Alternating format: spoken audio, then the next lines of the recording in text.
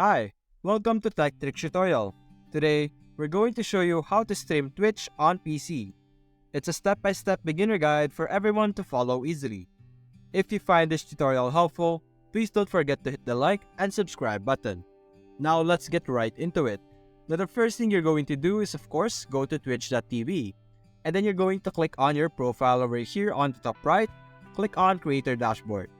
You're simply going to wait for a few seconds, and now over here you're going to click on your settings, click on stream, and you will be able to see your primary stream key over here. The next thing you're going to do is you're going to go to your streaming services. For me, I am using OBS. I'm simply going to click on settings, and then I'm going to click on stream. Right now my current service is Twitch, but you will be able to choose from different platforms in this section. And then you're going to paste your stream key in this section, and you're simply going to exit this. After that, you simply click on start streaming, and you will be able to start streaming on your twitch.tv.